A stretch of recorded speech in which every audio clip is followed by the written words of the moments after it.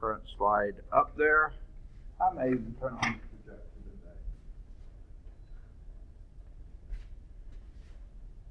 today. Sorry, I forgot to do that. Well,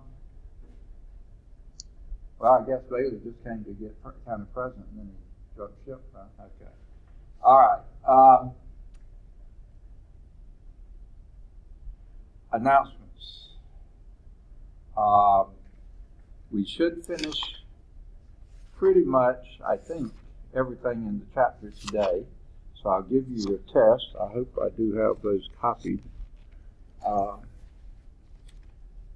tried to get all this stuff done last week, but I never can remember from one week to the next what I did and what I didn't.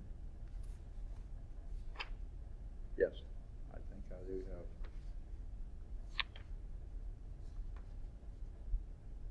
Test 2 copied, yes. So before you leave today, pick up test 2. Let's see, what else?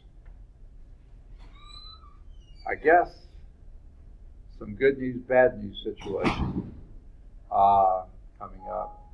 The good news is next week is Thanksgiving week. And you said UAB has the whole week off too? That's sort of new. I don't think they used to do that, did they? Yeah, it's your first year here. There. The bad news is that means we won't have class next week. Sorry about that. Get over it, okay? But we will have class today and Wednesday, and then we'll get started back. I think this year, because Thanksgiving is early, I think we have 2 weeks back before finals. I'm not sure. I'll have to check the calendar, but I'm pretty sure that's the case.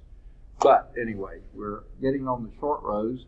And let's see, how many of you have turned in papers? Oh, one has, right? No? Yes, okay. One has, okay. One person has two, okay. And we will...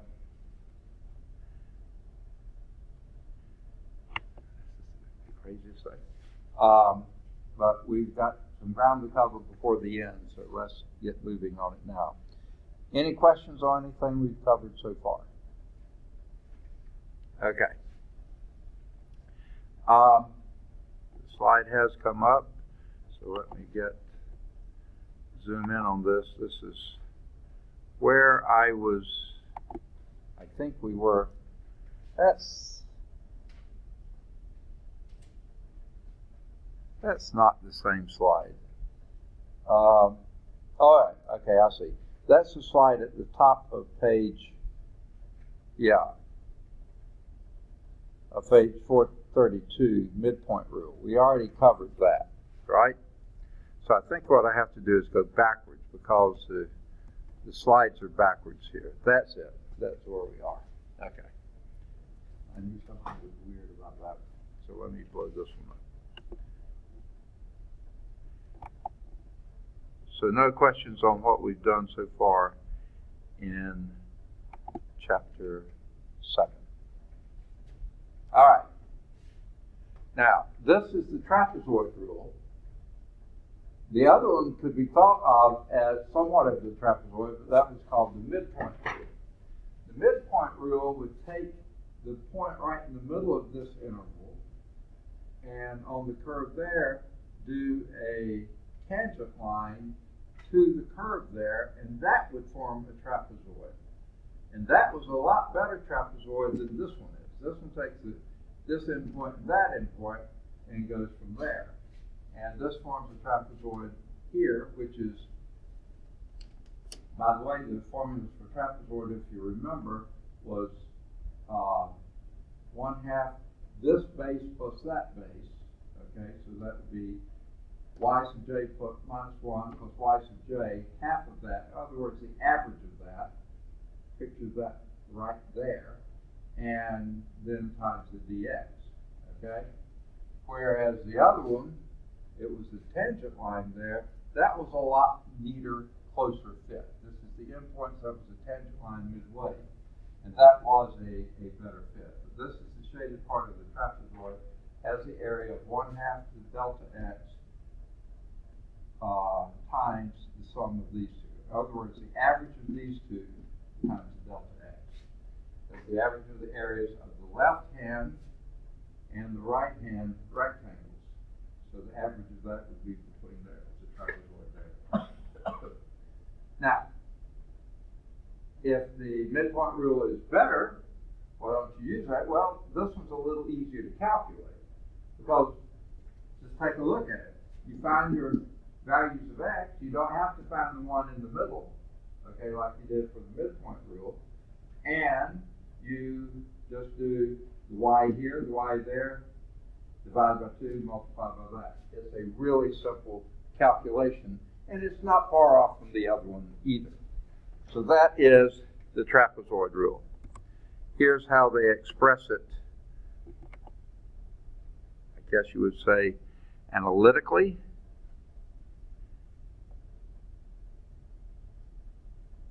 All right. The nth trapezoid approximation to the interval from a to b of f of x dx would be t sub n, that's in n intervals. Okay, in other words, you're going to break the interval from a to b into n equal pieces. Okay, so therefore each piece will be b minus a divided by n. Okay, right here, that's your delta x. So it'd be 1/2 delta x, and then what you do is all the y values. Well, that first one, you use x of 0 and x of 1. The second, you use x of 1 and x of 2, and x of x of 2. So you see, you use the first one only once. The others you use twice every time until you get to the end, x of n minus 1. This one that you just used on this one, but over here then you use x of n there, and you only use that one once. I mean y sub n. So you do your y sub 0 once, and then double each of the ones in between, and the y sub n at the bottom, at the end. Okay? And the y sub j is f of a plus j delta x, same as what we did before. Okay. There's no half a j like we had to do before. So really simple formula, easy to apply. Okay? Just not quite as accurate as the midpoint formula, but fairly close, same ballpark. Okay? Now, I think this next is from example 1. Okay? And this is the values, and without the problem, they don't really make a lot of sense, but we'll come back to that in a minute. But just so you can see what that was picturing, let's do this. Calculate t sub 8 for the integral. Get my pen activated here. All right. We want to find t sub 8. That means you have 8 intervals for the integral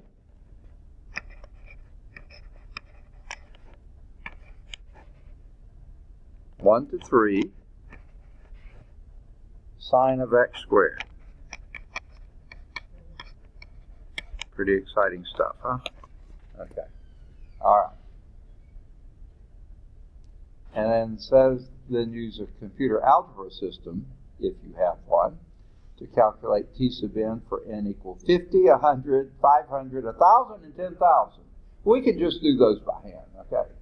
All right, let's do n. All right. So where would we begin? We're going to do t sub 8 for that. Where do we start? Say again? T means trapezoid. Yeah. M sub 8 would be midpoint rule. And then later we're going to do Simpson's rule, S sub 8. So where will we begin? That sounds like a great place to begin. What is your delta x? 3 minus 1 over, what did you say? Huh? 8, exactly. And that would be?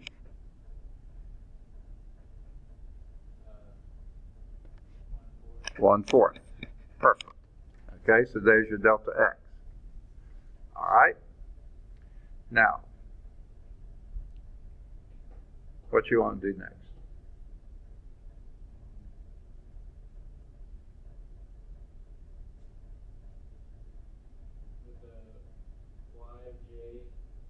Okay, you want to do your y's? Is that what you're saying? Okay, well, let's do the formula. Just tell me what the formula is. Okay, t sub 8 would be 1/2. Delta x was 1/4. Okay.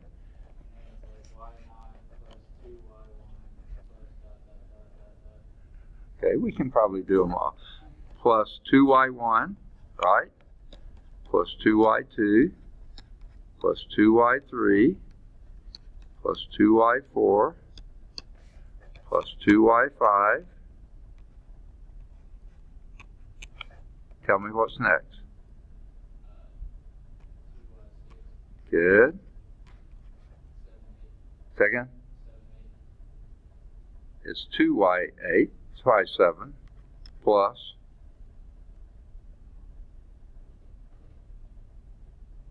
y8. Okay. The y8 is the only one that the first and the last are the only one you just have singles. Okay? Now, what we have to figure out is what are those y values. Okay? Now, how we get the y values are the x sub zeros through x sub 8. So let's figure out what they are. What's your x sub 0?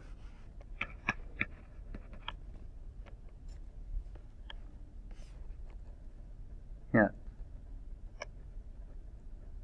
It's the lower bound. No. It's the lower bound. I forget, you can't see me, my marker there. It's your 1. That's where you start, right?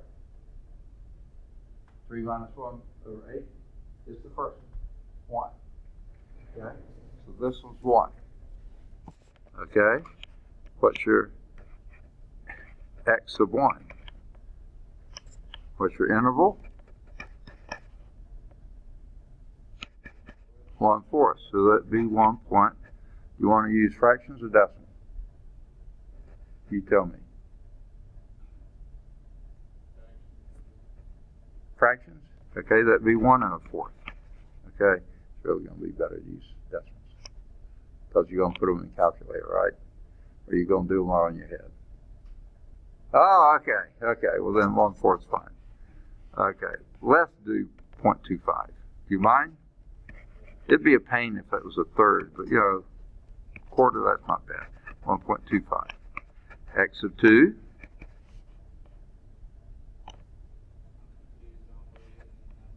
Say again? Oh, what? Okay. These are, okay, your x-axis from 1 to 3, we've divided into 8 equal pieces, right? So it might not be a bad idea to do that. Let's show the x-axis. Okay, here's 1 here, 3 there. 2 is going to be in the middle. 1.5 is going to be here. 2.5 is going to be there.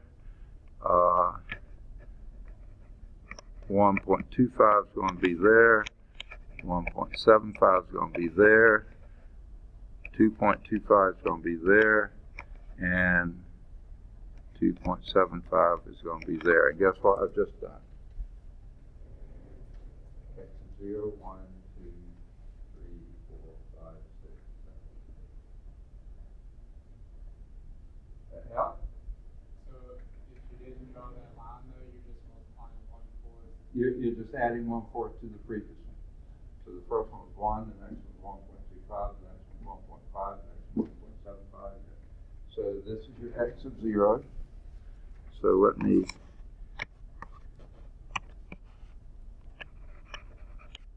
clear that.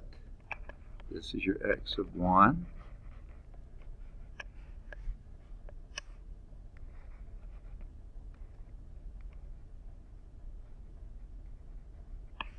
Okay.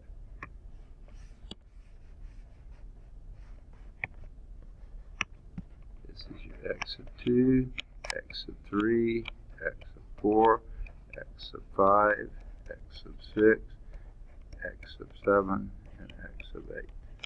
That's your interval, right? Okay. Now,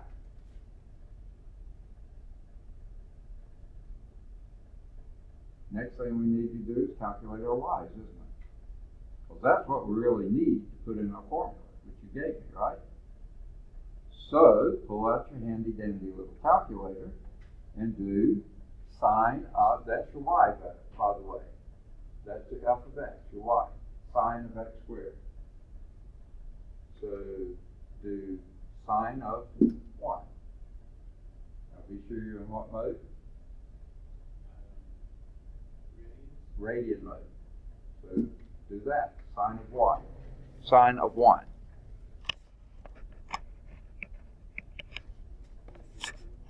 Second? 0.84. Okay. You'll probably want more digits than that, but for now that's fine. Okay. Sine of, okay, now what we did there, I'll admit to you, I squared 1. Okay, and got 1. This next one we got to square 1.25. So sine of the 1.25 squared.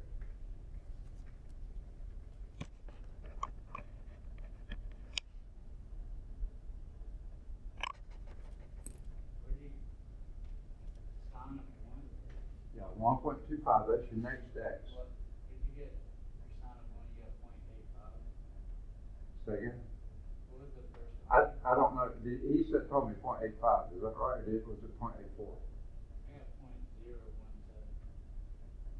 0.016. Oh, Okay. I should have asked what mode should you be in, but I forgot to ask that, didn't I? All right. Okay. Got it now? Okay. Sine of 1.25 squared. What would that give you?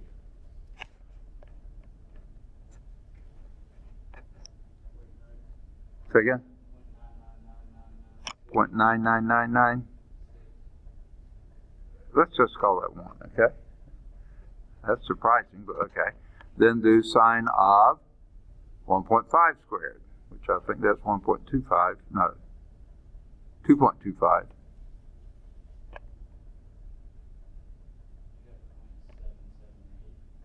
0.778. Okay. The sine of 1.75 squared.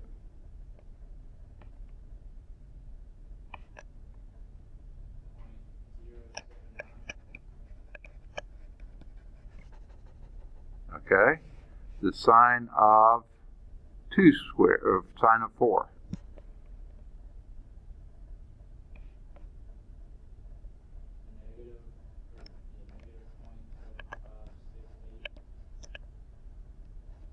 Okay. Sine of 2.25 squared.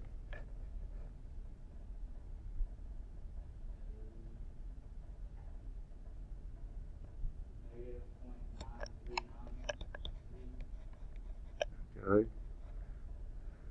Sine of 2.5 squared. 6.25.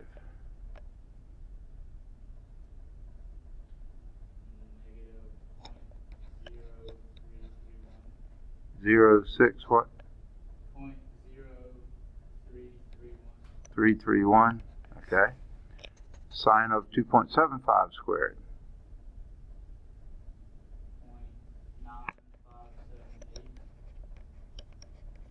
0.9578. Okay, and sine of 9.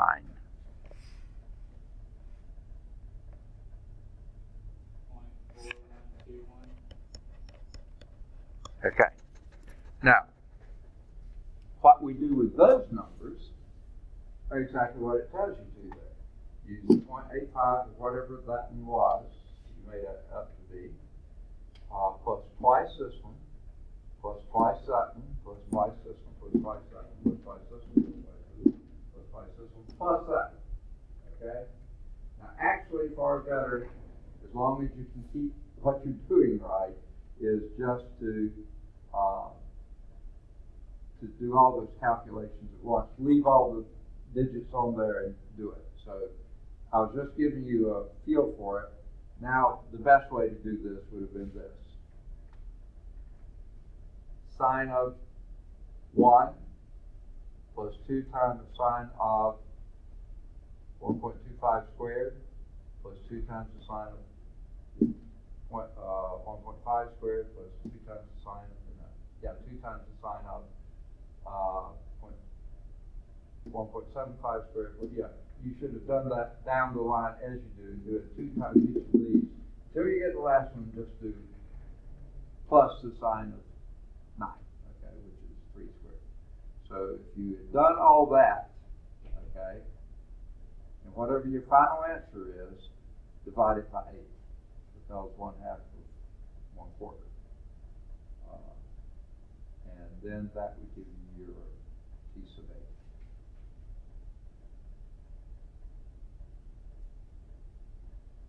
Writing all the numbers down like this, the only reason I had you do that is just to get what you were doing, okay? But in reality, to do it, you would have done, entered the things and squaring them and doing all that at the same time. 1 times this was 2 times that, 3 times that, so you got all the way down the line, rather than rounding them off as you went. That you introduce a lot of error that way. And what did you get as a final answer, or have you done it? I did it right now. Okay.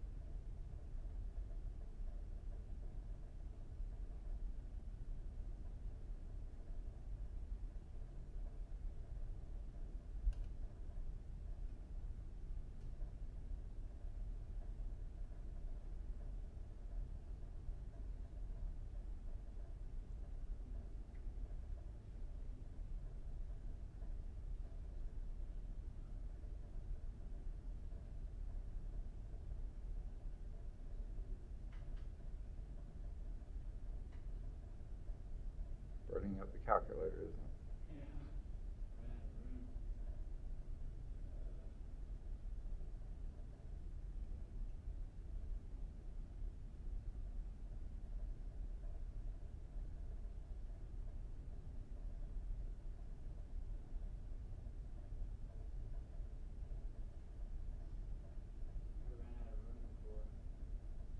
What's that? Like my calculator ran out of room in the last 4 digits. I mean, it'll only take so many entries. Really, I thought it'd just keep on trucking. Wow. I got 0.827. Okay, is that when you divide it by 8? Ooh, okay. Well, yeah. The last few, you still had these to go. These two are going to reduce that, and then those will increase again. But anyway, they get 0.4203 or something like that, 4281. They got approximately 0.4281. Okay. I'm just doing by theirs. I don't have a calculator up here to do. But I think you can see this would be something very reasonably programmable into a computer. Have the computer do those calculations so you don't have to keep hitting those same keys over and over again. computers do best, repeated calculations. What you have to do is get those coefficients in there, you know, and then step through the others. Okay, now let me erase. I guess I'll go and erase it all. And then using a computer algebra system, this is the thing I flashed up before. We got 0.42, or should have gotten 0.4281. It's not very close, okay? If you had done n equal to 50, you'd have gotten up to 0.4624205. So the 0.4 was still the same, but you know, this is even off there. If you had rounded that, the other one would have been a 0.4, this would have been 0.5. You go up to 100, and the 0.46 still looks like it's good. Uncertainty in the third decimal place. Go up to 500, you get 0.4632. The 463 looks good. You're not certain about the 2 there.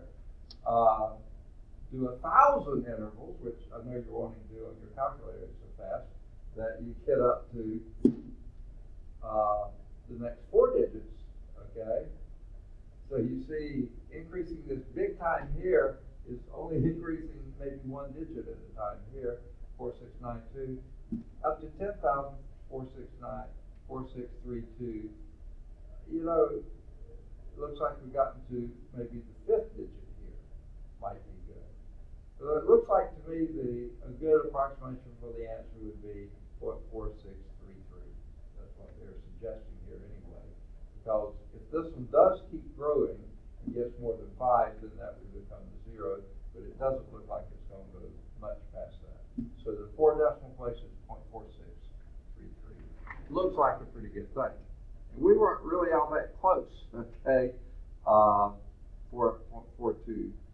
Yeah, not too bad, but still not very good after 8 tries. So it's going to take a while for the trapezoid rule to zoom in on what you want. Okay? So that was example 1. Next thing we're going to talk about here, and this shows basically what I was, this thing is such a pain in the neck. Okay, I'm going to forget about that and go to this one. Okay. Now we're good. Okay. All right, so what we started with, dividing the 1 to 3, x equal 1 to 3, into 8 subintervals. You figured out they were 0.25, or 1/4 if you wanted to do that. And then write them down. 1, 1 1/4, 1 1/2, 1 3/4, 2, 2 1/4, 2 1/2, 2 3/4, 3. That's your 8 subdivisions. Okay?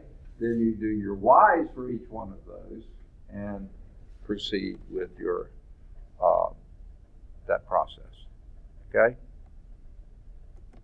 Now, we've already done the midpoint rule. Remember the new addition, we did midpoint first and then did the trapezoid rule. So here's the midpoint rule, that same thing we were talking about before, only you're using the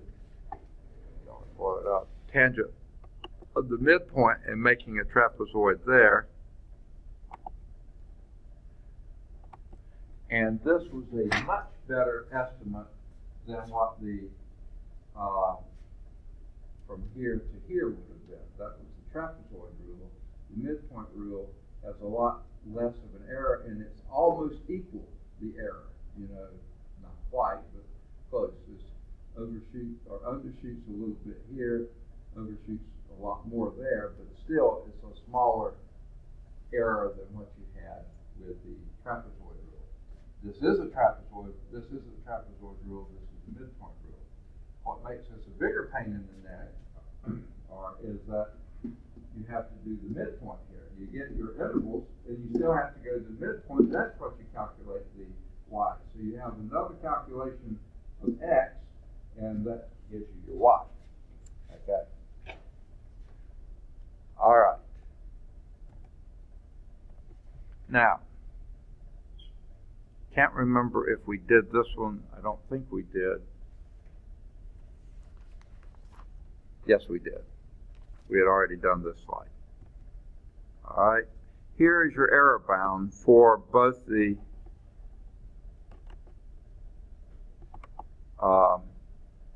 trapezoid and midpoint rules. Okay? For T sub n, trapezoid rule, now here's an assumption you have to make. So you got to assume that your F double prime exists. Now our last, the one we just did was sine of x squared. Does that have a second derivative? Does that exist?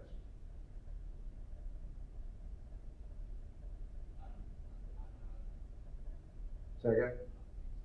Well, sine of x squared, sines have derivatives, x squareds have derivatives, so yeah, it seems like it would make sense. It's not going to be a pretty answer, but it's going to be something. It's not going to be impossible to do. It does have a derivative, okay? Now, if that had been 1 over x, the square root of x, and you try to do its second derivative, and you included the 0 on it, hey, you're going to have problems there because you have x in the denominator, okay? So you have to assume that F double prime does exist. And if it doesn't, then you can't do it, okay? Not only does it exist, but it's continuous, okay? And sine of x squared is a continuous derivative. It does exist and it is continuous. Then let K2 be a number such that the second derivative of x is always less than or equal to this K2 for every x on that interval a to b. Remember, a is your lower bound, upper bound, okay? If your x's are on there, be sure that your second derivative is always, get the maximum value of that second derivative throughout that interval. That's what you're doing, that's your K2, okay? Then the error for your trapezoid rule is less than or equal to that K2, okay? So that's that second derivative, times b minus a cubed, okay? b minus a cubed, that would be, for our last problem, be 2 cubed, that would be 8, divided by 12 n squared. And our last one would have been divided by 12 times 8 squared, that would be 64, 12 times 64, okay? Now the midpoint rule, notice it's the same K2, same b minus a cubed. The only difference is it's twice as, half the error, twice as precise, 24 n squared. The n squared is still the same. It's just a little bit better. It's half the error that your trapezoid rule had. Okay. Now notice what's happening here. A function that is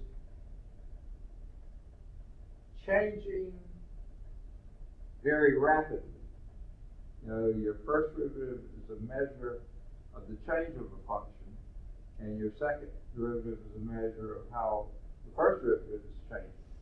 So if the first derivative is not changing much, like it's a curve, nice, smooth, slow curve like that, the second derivative is going to be pretty small.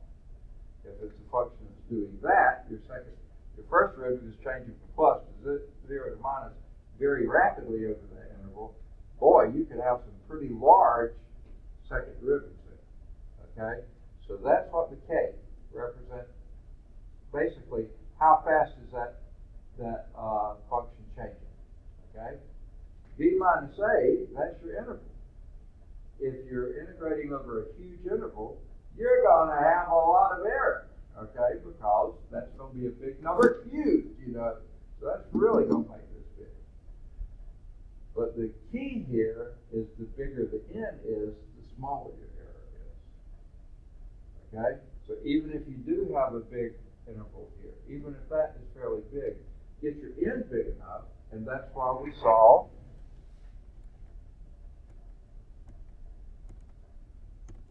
here that if the n goes up to 10,000, your error is pretty small. Okay? Because you're cutting that down big time. 8 was not a great error, okay? Way too big of an error, okay?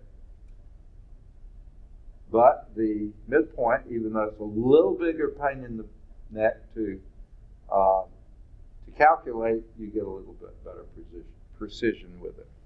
Okay? Now, here's what I was just talking about before. A function, goodness gracious, is it a pain in the neck. Okay.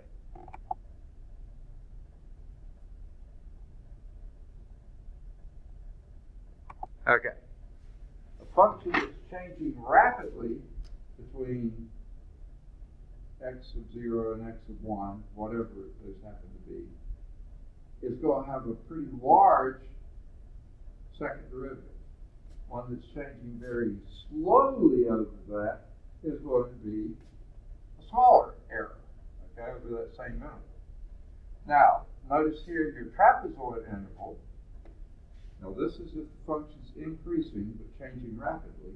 Notice how much bigger that trapezoid error is, where the midpoint error is a lot less. Trapezoid error overestimates, the midpoint error underestimates, if it's the function's changing like that. Okay? Do it the same way here on a very slow changing function. Trapezoid error is still greater than the midpoint error, but both of them are considerably less than here. That's from that k, the absolute value of the second derivative. If the second derivative is large, the errors are larger. If the second derivative is smaller, the errors are smaller. Now, what they didn't show, what if you had a function that was doing this, not this, okay? It was doing this, and let's say do it from the same thing. Let's just make our hump that way. Then, your trapezoid error would be exactly the same, but your midpoint error would be up here. I'm sorry, it would be exactly the same. The trapezoid would be the same, but the midpoint would be up here, okay? But the function's doing this. Again, the midpoint's a better estimation, but now the trapezoid is underestimating, and the midpoint is overestimating. So it just depends on which way it's heading, but it's always the midpoint error is less than the trapezoid error. You just can't tell which way it is. And if it's changing direction in there, they're flipping back and forth. Okay? So that represents K2. Okay? If you get smaller and smaller intervals, then you get less and less error. Okay. Okay. Now, what have we here? Well, we got a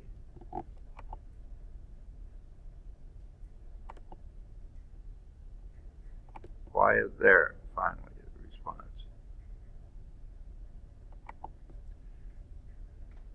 All right. What we're going to now is, sorry. Okay, sorry. This is example 2. Okay? It says calculate M6 and T6 for this. And we're going to, since it's 6 is here, we have 6 subintervals. From 1 to 4 divided by 6. What you do first? 4 minus 1 divided by 6. Which will give you 1/2. Okay? So your intervals are 1, 1.52, 2.53, 3.5, and 4. Okay? Now, for your trapezoid rule, that's all you need. Those. Midpoint rule, you need the point in between those. So then you still got to calculate 1.25, 1.75, 2.25, 2.75, 3.25, and 3.75. But there's your 6 subintervals, whereas your trapezoid rule will use these points here. Your midpoint rule, you need the ones in between those 2 points. And you have 6 subintervals, which gives you 6 midpoints, but it gives you 7 for trapezoid. But you remember we used this one once and that one once. The others you used twice, so it comes out about the same. Okay? Now, I think I'll leave that alone. I'm going to let it shrink back. Let's see what example 2 is telling us. Calculate M6 and T6 for the integral from 1 to 4 of square root of x dx. Okay. Now, what's one thing? Well, doesn't much matter on a problem like this. Except this one, we can calculate the answer, can't we? The other one, sine of x squared, that's not integrable. The only way we had to come up with an answer there was numerically. This one we actually could do it analytically. So let's do that before we get too far with this. Remind ourselves, how would you write that if you're really going to integrate it?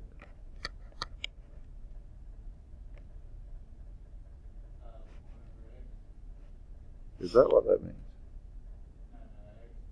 Oh, okay. X to the what? Really? X to the 1/2. What's that? I've been up since 4. My brain's a little bit. Okay. You doing something so early? I thought you already quit those things, hadn't you? No, we have the blood bowl this week. You have the what? Blood bowl, so it's like a week of competitions. Oh. So we had to be at the railroad park at 5:30 this morning to do like an obstacle course, puking everywhere. Okay, and what do you call this week again? Blood bowl. Rud Bowl? Blood Bowl. Because the winning team, like they don't, like all the losing teams have to give blood at the end if you lose, but the winning team doesn't. Goodness, you should have the winning team give them blood. That's a great thing to do. Yeah, but it's like. It's not punishment. It is for me. I can't give blood. I'll pass out. But. Well, that's all right. They put you on a table. Yeah. I'll just be out cold. Yeah, well, they give you cookies and juice, and it's not bad. Did they give you something to eat before you done it? I don't know. I've never done it. You don't know if you're going to pass out then or not. Yeah, because when I go and give like the little samples at the doctor, I almost pass out every time. Like I'll get to like that point to where I'm like almost. So if I have to give a whole bag. No. There's no way That's only nerves. That has nothing to do with giving blood. Yeah, you just are scared of needles. I mean, yeah, I don't like them, but I just, like, even last time I was fine. I was sitting there, fine, and my face, like they said, it just started going white. Uh-huh. And I wasn't scared of nothing. I was just sitting there, and then I just started, like, I wasn't looking at it or nothing. Yeah. I don't know. Goodness gracious. I've donated blood twice. What's that? Yeah, I've donated blood twice. Yeah. When I got old enough to, back then you had to be 18, I think, before they would take your blood. But as soon as I turned 18, I started giving basically about every 8 weeks or something like that. Whatever because I just thought it was a great thing to do, and I felt real. My father, he hated even the thought of a hospital. If he smelled a hospital, how it smells anesthetic, he turned white. I don't know what it is, but even talking about it makes my head start to hurt.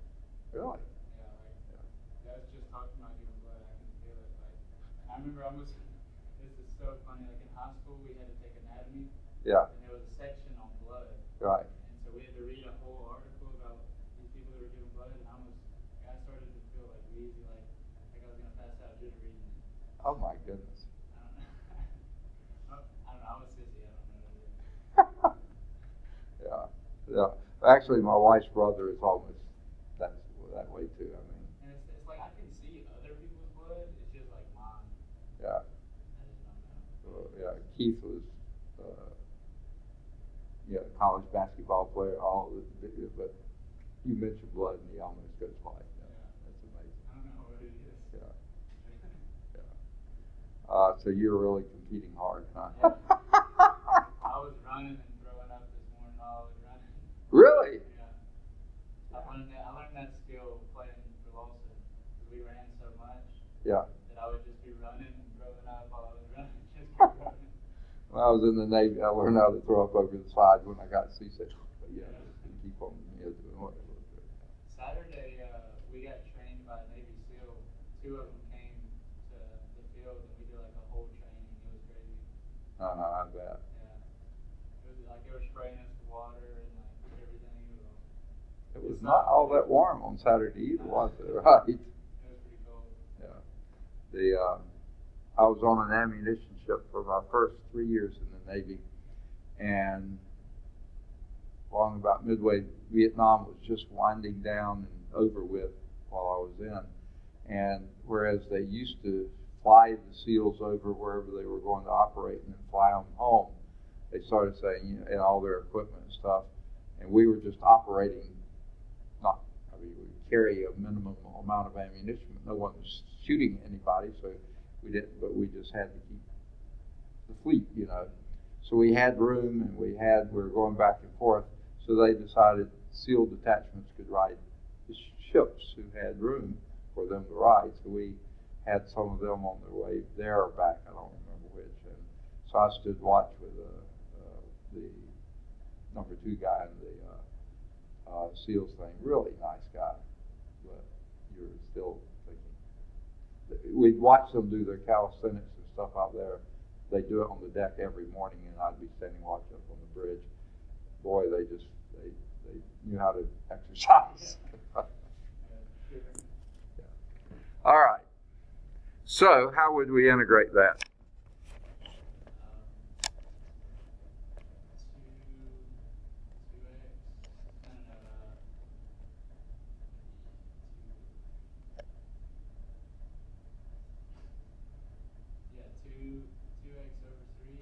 Yes. To the 3 halves power. Evaluate that from 1 to 4. Let's pull the 2/3 out.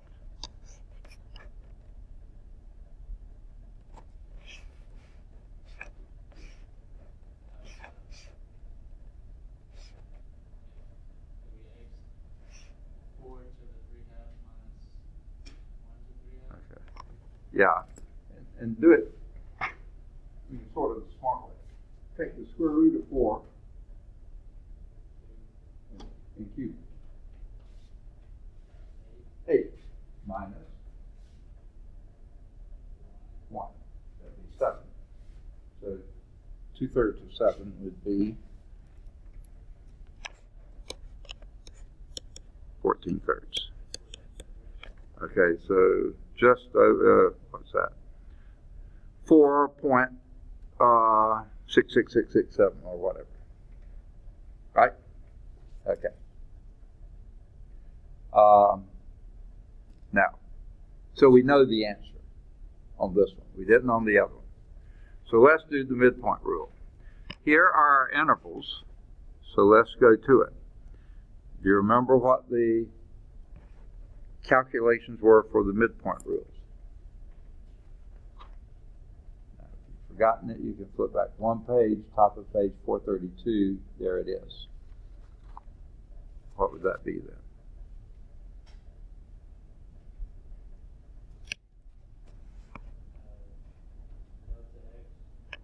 Okay, and what was your delta x? 1/2. And then it's, you're using these center points, okay? Not the city, but okay. And it's F at those places. So that would be the square root of 1.25 plus the square root of 1.75 plus the square root of 2.25 plus the square root of 2.75 plus the square root of 3.25 plus the square root of 3.75. Okay? Those are the values, and that's your midpoint rule. Okay? You should have 6 of them. 1, 2, 3, 4, 5, 6. Yeah. So that's how you do your midpoint calculation. Right? working on that. And since yours is going to come out a decimal, let me write this as 4.6666666.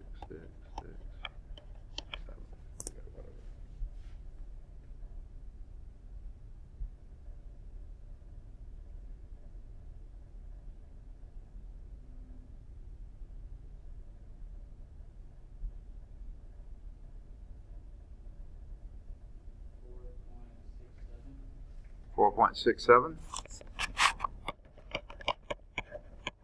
Okay, not bad. Let's do the trapezoid rule. What is it? That's further down the page on page 432. It's 1/2, because the trapezoid you do a 1/2. Your delta x, and what is your delta x? 1/2 also. Okay, and then what you're summing here is not the midpoints for this other one. That'd be the square root of 1, which is 1, plus 2 times the square root of 1.5, plus 2 times the square root of 1.75. 2. Plus 2 times the square root of 2.5, plus 2 times the square root of 3, plus 2 times the square root of 3.5, plus the square root of 4, which is 2. Okay? Because the trapezoid rule, you keep the first one as it is, twice each of the others. And you should have 7 here. 5 with 2s, 1, 2, 3, 4, 5, and then 2 without. So you're only doing values here, here, here, here, here, here. And whatever you get that sum to be, take a quarter of it.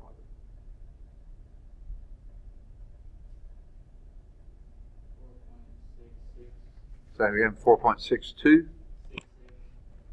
4.66.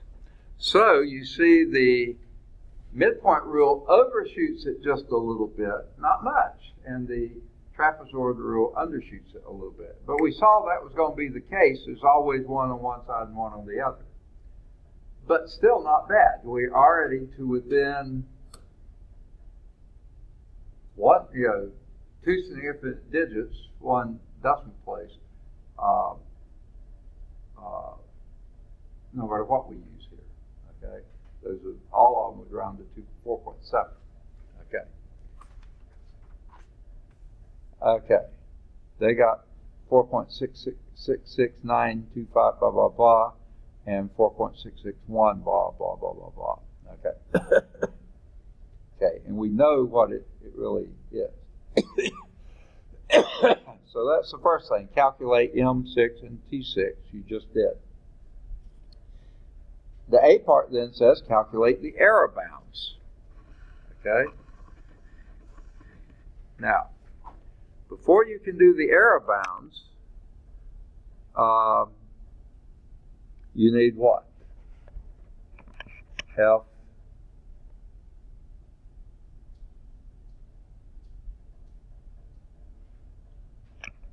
double prime.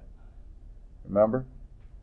So that means we got to do F prime first. Now your F was F of x is equal to x to the 1/2. But now you're not doing an integration, you're doing a differentiation. F prime of x would be what?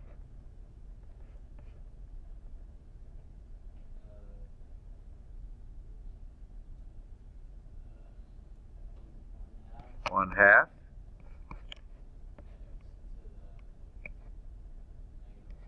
negative 1/2.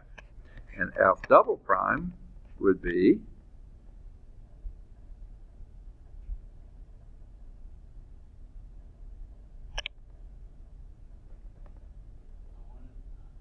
what's that? A little louder? Nope. Negative 1/4.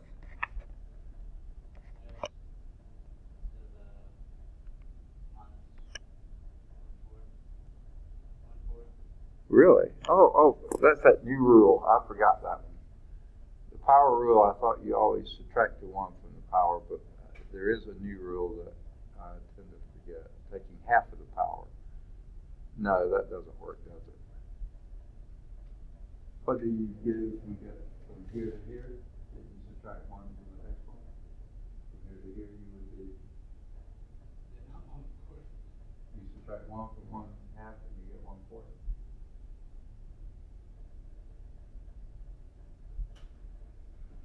No.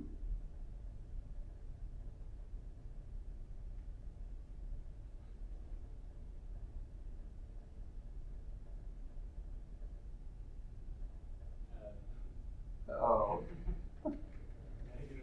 Oh, that one. Okay, yes, I tend to forget that a lot. Okay, -3/2. Okay, so there's your second derivative. Okay. Now,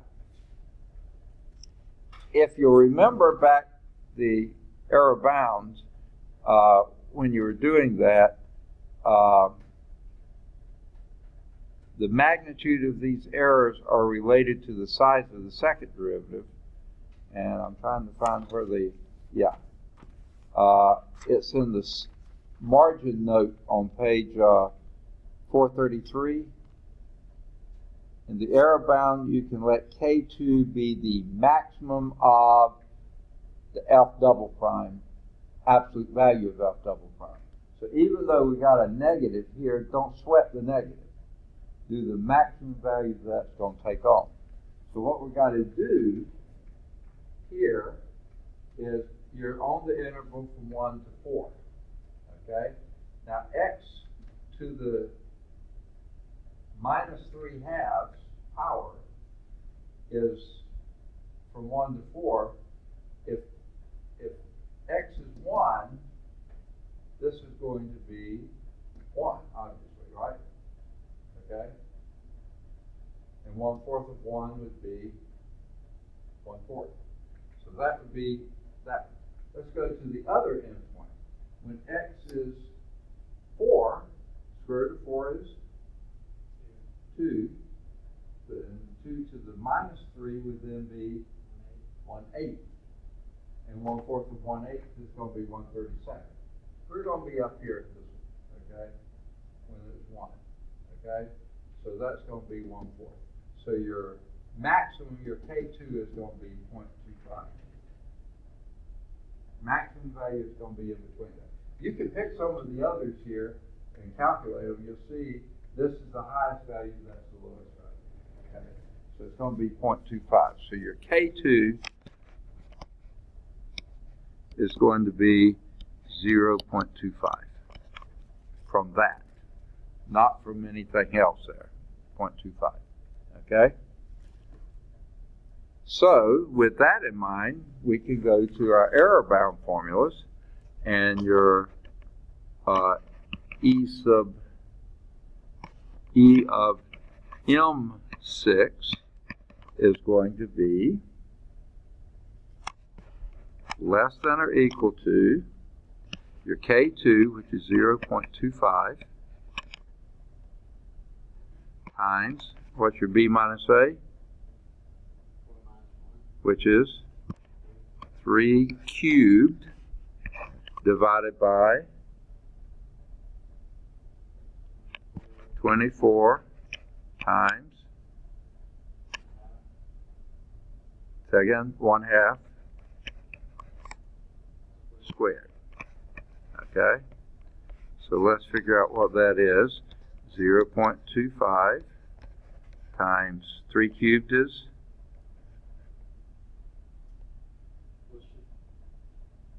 Huh? The n, is it the interval or is it the number of? That's the, oh, I'm sorry.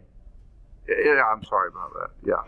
You told me that and I just wrote it down. Sorry. Okay. That is n, which is 6. Okay. But your interval is, I'm sorry. Yeah, 3 cubed is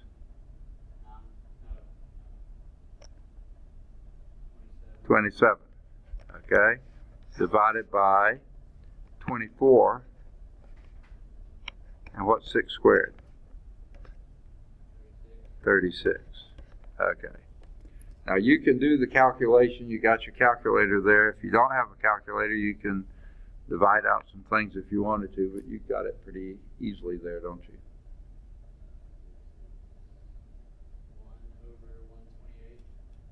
1 over 128. Okay, write that as a decimal number, and what do you get? 0.0078. Is that what you said? 0.2 zeros and a 78? Okay, after the decimal point. All right, let's do it for the error for T6. And that's going to be the same 0.25, your F double prime, your same interval, 27, 3 cubed. Only this time it's a 12 here, and this is a 36 there as well. That doesn't change. The 12 is the only thing that changes. So basically this is twice as big, so this will be something on the order of 0.016, or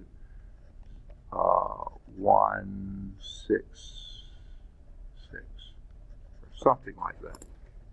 You get that too? I got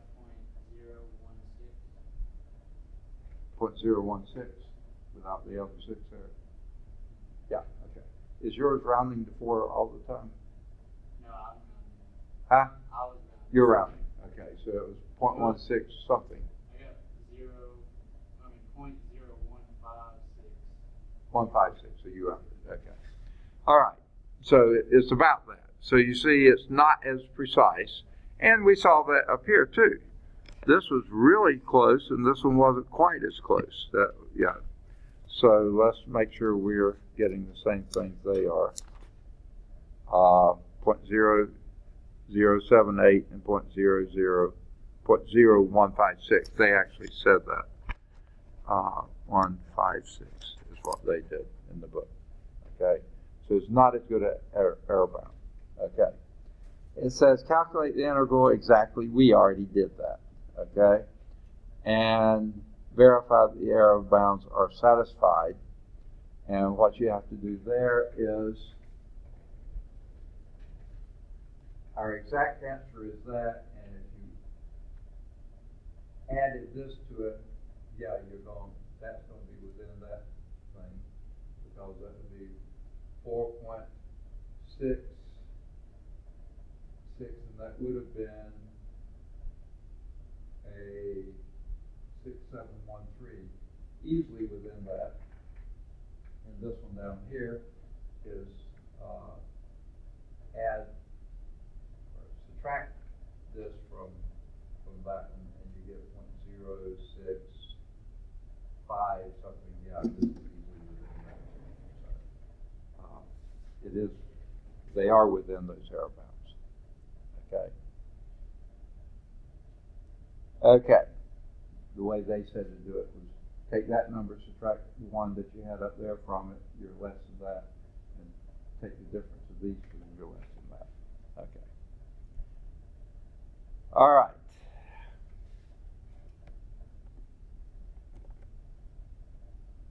Now, here is the graph of what we were just doing.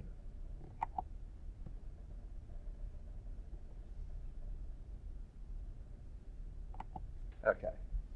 Here's your graph. Graph of square root of x is that graph there. And this is just showing you, if you did the second derivative here, you see this greater curvature here than there is there. And that's what second derivative measures, the curvature. That's a much larger curvature than that. That's almost a straight line there. So that's where your maximum is there. And that's going to be approximately 1/4. It'll all be less than 1/4. So that's just showing you why we obtained that. All right. This, I think, is example 3. Okay. Goodness.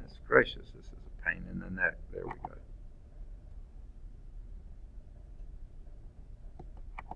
Okay.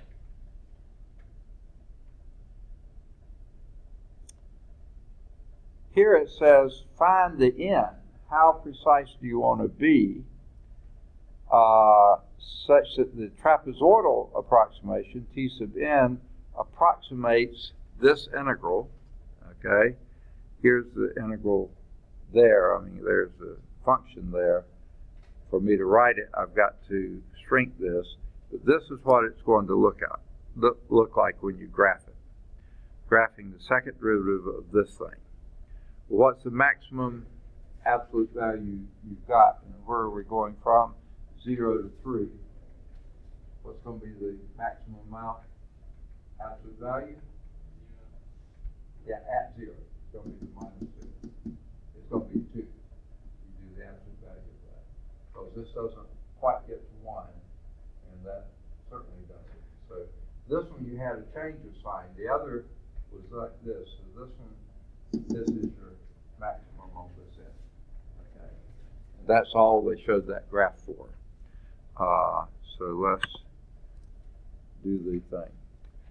The integral from 0 to 3 of e to the minus x squared dx.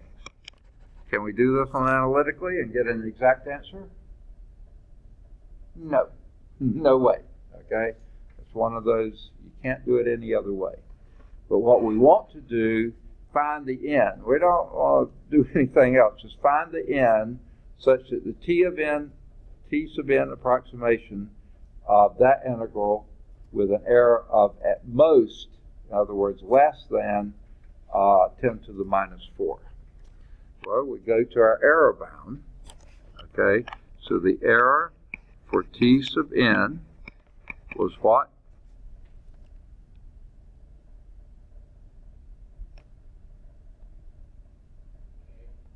That's your K2, b minus a cubed over 12 n squared. Okay? We're looking for n. We already know what the error we want to be. This is going to be 10 to the minus 4. It needs to be less than or equal to, and what did we determine the K2 was? We really should do that. I mean, they showed us on a graph. We really should do it. If f of x is equal to e to the minus x squared. Now, we can't do an integral of that, but we can take a derivative of it, can't we? F prime would be what?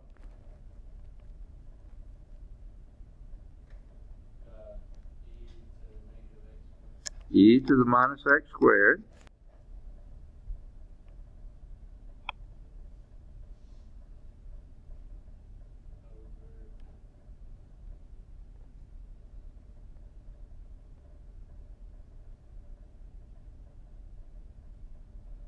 Not over anything. Huh? Chain rule. Yeah. You did the derivative of the big function, now you do the derivative of the little function, the inner function. What would that be?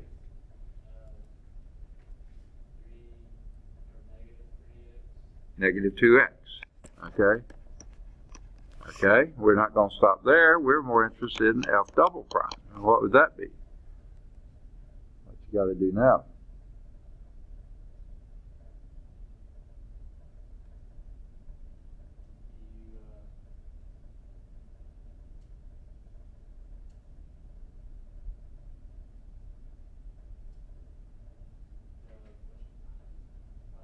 Product rule, exactly. Let's take the minus 2 out so we don't have to worry about that for now and do the product of what's inside there. Okay, and how do you like to do the product rule?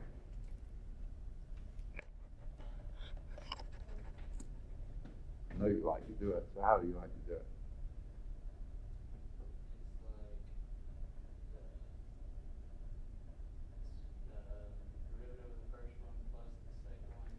No, times the second. Yeah. So what's the derivative of the first? Derivative of x is 1 times e to the minus x squared plus, now is your plus,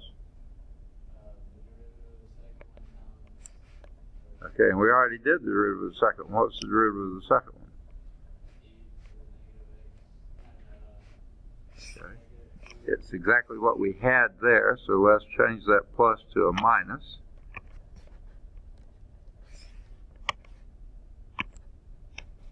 And that would be a minus 2x e to the minus x squared, right? But times the first, and the first was just the x. So now that becomes a negative 2x squared.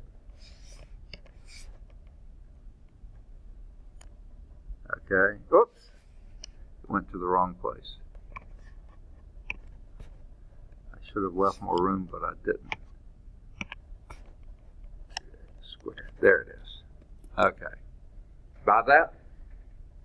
Okay, now if you wanted to multiply through by the minus 2, that would now be 4x to the x squared e to the minus, that's what was missing, minus x squared minus 2e to the minus x squared. Okay. You buy that? All right. Now, when you're doing your calculations, put x equals 0 in here at this end. And of course, this one goes to 0 because there's an x. So 0 there. Okay. So that just leaves you a minus 2e to the what? 0 is 1. That gives you minus 2. So that gets you down there. If you put the other end in, the 3, whatever you've got is going to be, this will be 4 times 9, which is 36. E to the minus 9 is going to be a pretty small number, minus that to the minus, hopefully when you put that in, you'll get something pretty close to 0. And then you might, but it's positive. This one is negative, so you might look in the middle, somewhere about 1.5, and you see that is a positive number, but it's somewhere close to 2. You can keep doing, but your graph here tells you that's it. So the 2 will be your K2. Okay? So it's less than or equal to 2. What's your B minus A?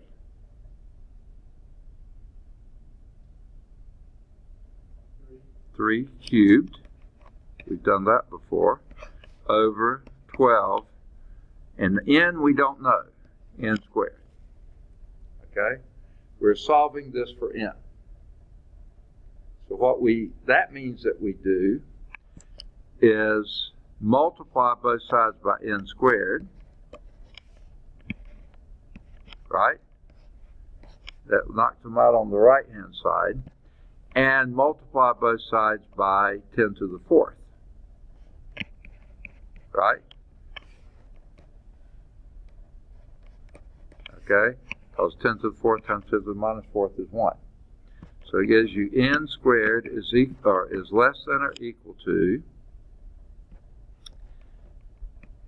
2 times 27. You got me doing it now, right?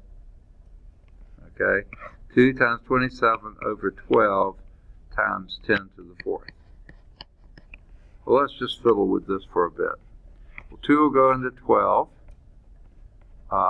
6 times.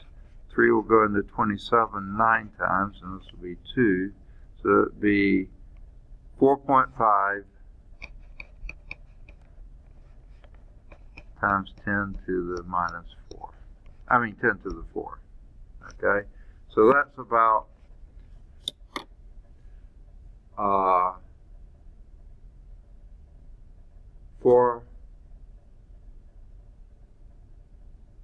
45,000. Okay.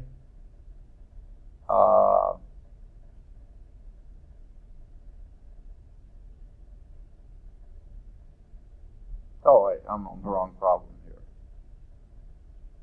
Okay.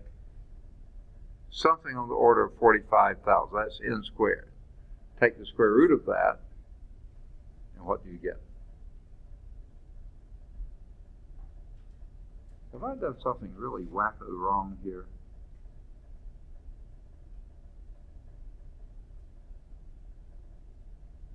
What you get? 67. Say again? 67. I don't think so. This is 45000. Square root of that. 212. Now, I don't know how they did their numbers. I guess if I studied it enough, I would see it. Yeah, we got the same thing. They said about 212.1. Well, guess what? You don't have a 0.1 interval, okay?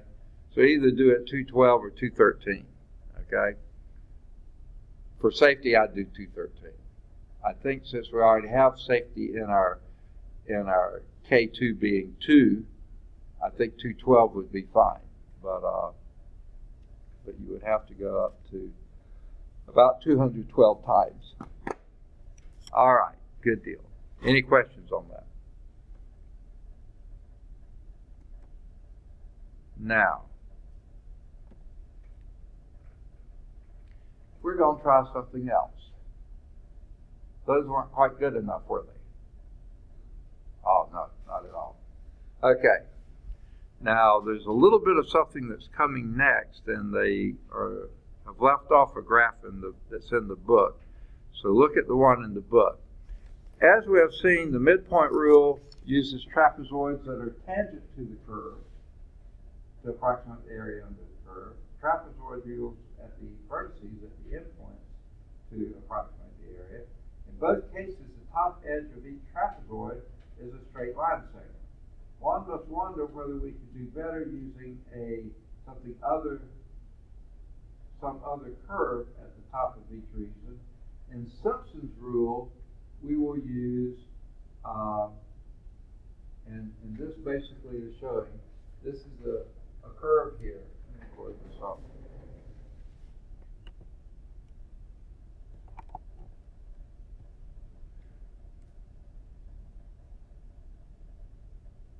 Boom. Okay, I blew it up. Okay. Here's the trapezoid rule. If you had this curve here, had 3 divisions, your trapezoid rule is going to underestimate that just a little bit. Not bad. Not bad at all. Whereas the midpoint rule is going to do the trapezoids at the midpoints there, and that's going to be even better. It overestimates, but just by a little bit. Okay? Now, if alpha of x is concave down, this is what we were looking at before, then the trapezoid rule underestimates slightly, but the midpoint rule overestimates slightly. So if nothing else, the average between these two would not be a bad guess, would it? Because it's going to be something in between that overestimate and the underestimate. If it was concave up, then the trapezoid rule is going to overestimate slightly, but the midpoint rule is going to underestimate slightly. So still, an average is going to be even better than what you have now. But we saw something else. We saw this one was twice as precise as this one. So why don't we weight that average a little bit heavier and this one a little bit lighter? And that is going to lead us to the midpoint, to Simpson's rule. But not only that, and here's what they're saying. This slide is from the old book, okay, old edition. The newer edition is approaching this a little bit differently, okay? And I don't think they should have a slide for it. Let me just look ahead and see if they are going to have one.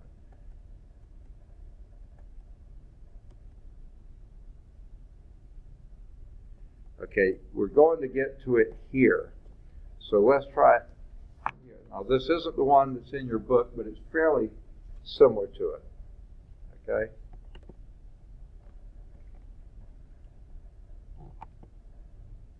Okay, kind of get them all. I can't quite get them all, so let's do the first 2. Okay. Now, I had a curve here, that's a solid line curve here, okay? If rather than doing a trapezoid or a midpoint trapezoid on that, what if I did a parabola that picked up these 3 points? That's going to be closer even than the midpoint, and certainly closer than the trapezoid rule, okay? So that's a unique parabola through those 3 points. It's going to be a very nice approximation, okay?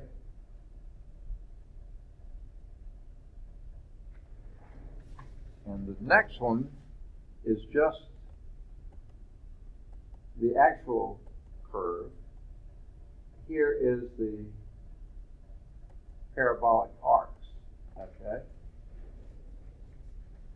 With these 3 points here, you get that parabola.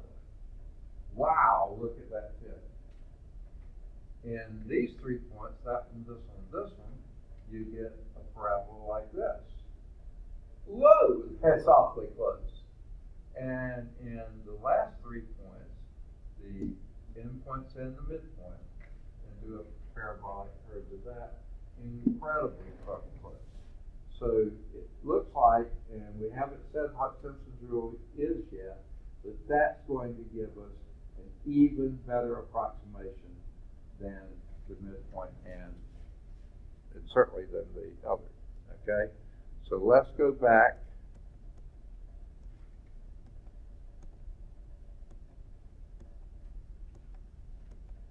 Here, okay.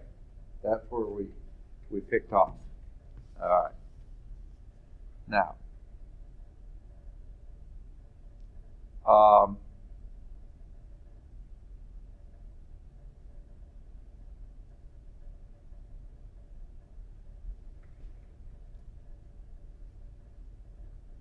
they do a lot of manipulating to get you there.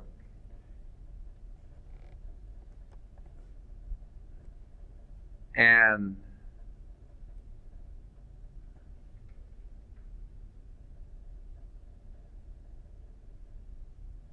they don't even use this. But here's another way to get Simpson's rule, okay? I'll just point it out to you. Goodness gracious, this is a pain in the neck.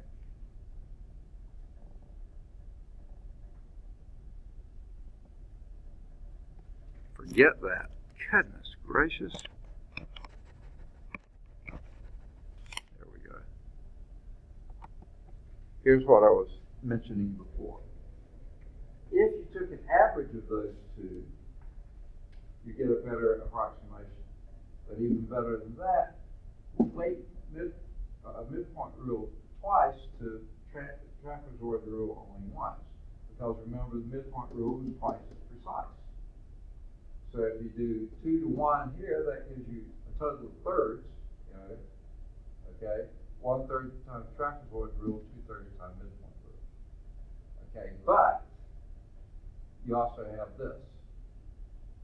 Because the trapezoid rule uses the endpoints, midpoint rule uses the midpoint, you need to divide your interval into halves, okay? So that's why they do S sub n. And by the way, your n for your Simpson's rule always has to be an even number. Most of the ones we're doing were even numbers, but it has to be here, okay?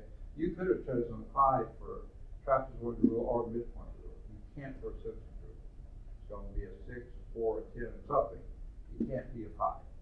So whatever your Simpson's rule, the trapezoid rule was, and this one, you take half the interval here, and that's what gives you this, and then you go from there.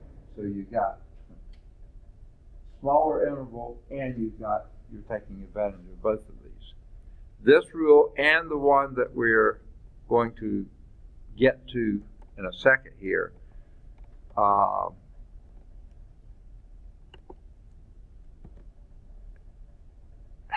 this is a pain. Okay. All right, So what you do here, since you're doing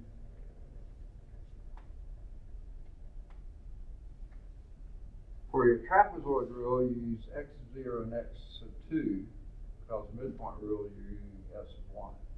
And then you do that again for the next point and the next one and the next one. So that's why it goes x of n minus 2, x of n. Taken out of context, that doesn't make a lot of sense. That slide is not in your text, but that's how you go about getting the ends. Okay. This one, I can't remember. It's doing better now.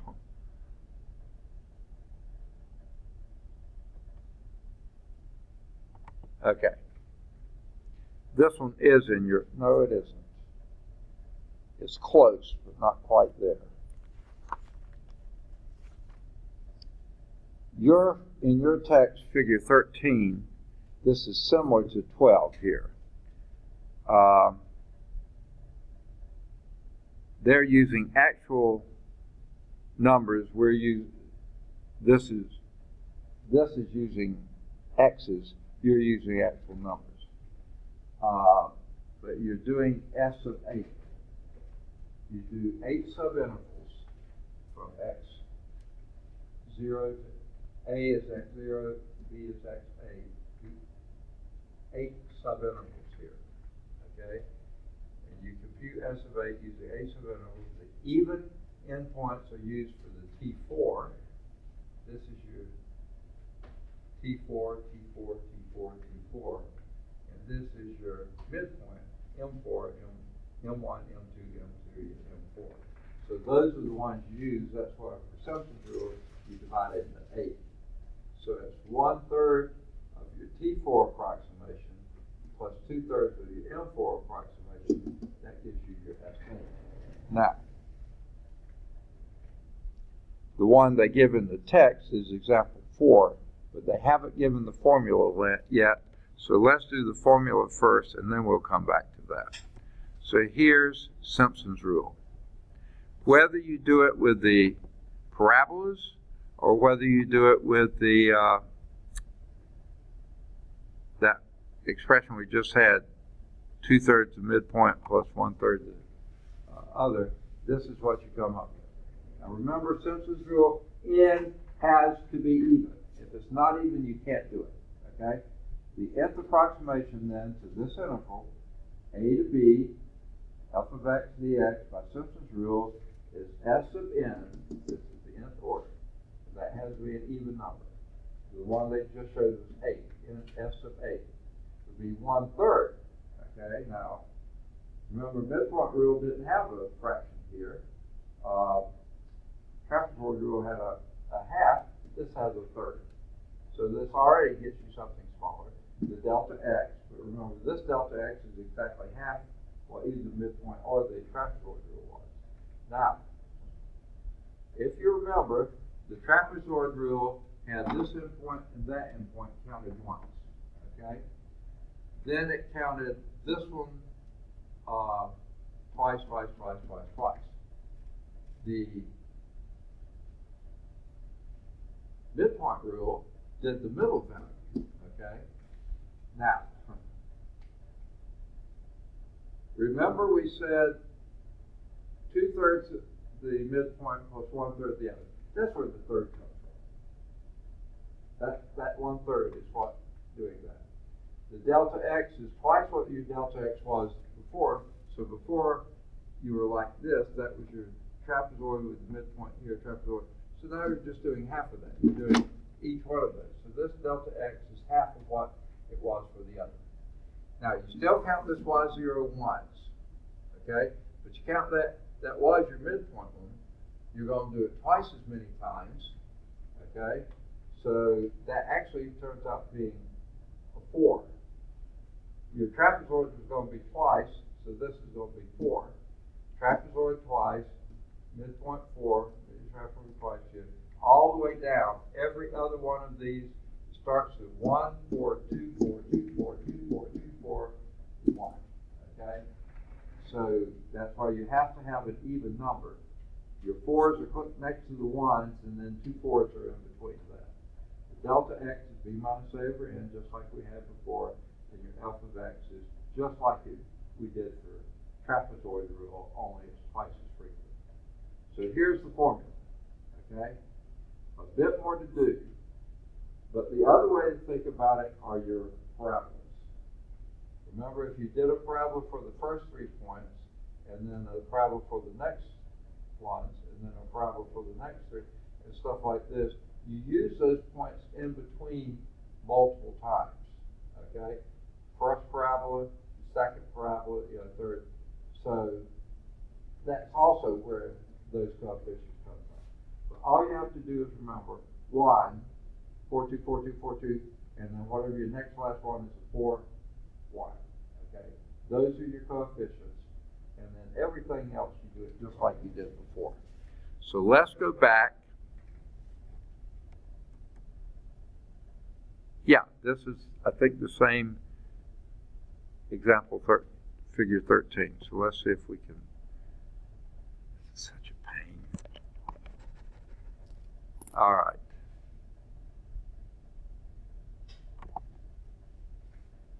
Use Simpson rule with n equal 8 to approximate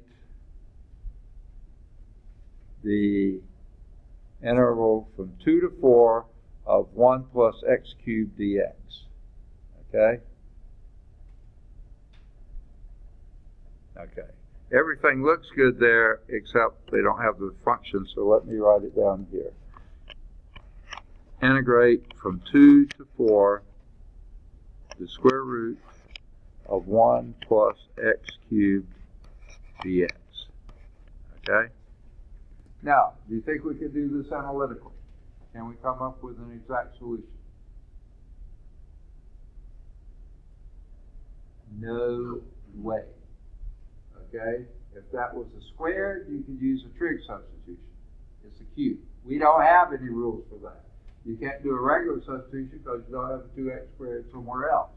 So no, we cannot. This is going to be strictly numerical. Okay? So what you do, here are your intervals here, and you set up your Simpson rule. S of 8.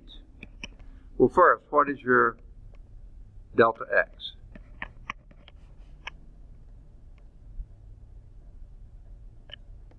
What's your delta x? 1, say again? It's 1/4. 4 minus 2 is 2 over 8 is 2/4, which 2/8, which is 1/4. So that's where here you see this is a quarter. Your intervals are from 2, 2 1/4, 2 1/2, 2 3/4, 3, 3 1/4, 3 1/2. So that's where those come from. Okay? So you set up your thing here, and notice what they did above the number line. They put your coefficients there. Remember, the first one and the last ones are 1s, and then it's 4, 2, 4, 2, 4, 2. Always next to the last one's a 4 with a 1. 4 next to 1 on the front, 4 next to 1 on the back. Those are that. Okay? And then you just do your formula. Your S of 8, what's your fraction up front? 1/3. What goes next? 1/4. That's your delta x. And then you do these coefficients 1 times, and what you do here is, okay, with your handy dandy little calculator in hand, you do the square root of 1 plus 2 cubed. Okay, so it's the square root of 9. That one I can do. That would be 3. Okay, the rest of them the calculator is going to do. Plus 4 times the square root of 1 plus 2.25 cubed. Plus 2 times the square root of 1.1 plus 2.5 cubed. Plus 4 times the square root of 1 plus 2.75 cubed. Plus 2 times the square root of 1 plus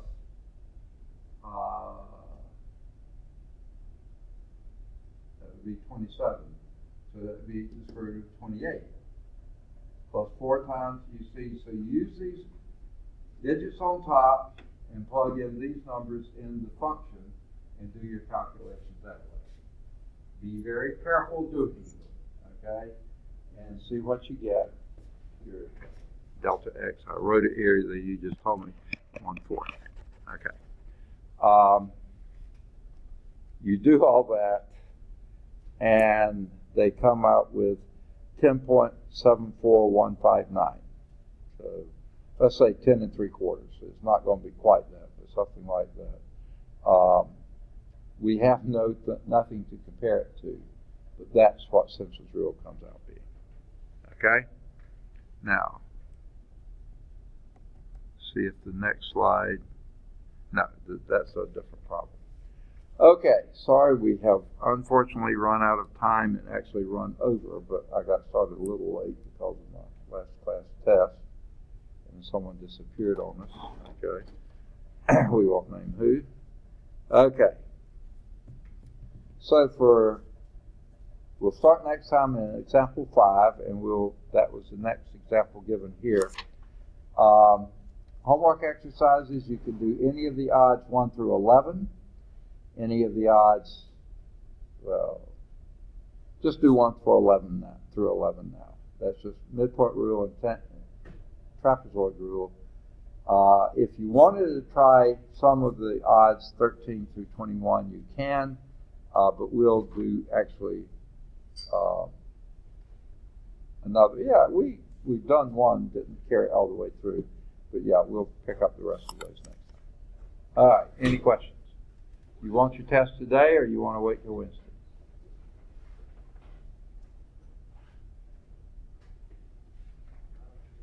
Okay.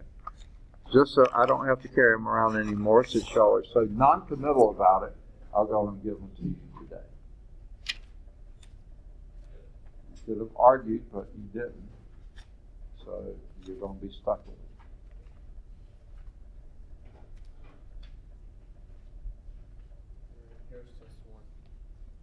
Excellent. Thank you. Here's test 2. Even swap, huh? Test 2. All right. Good deal.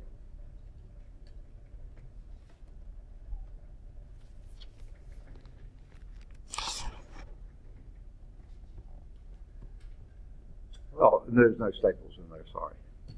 If you want staples,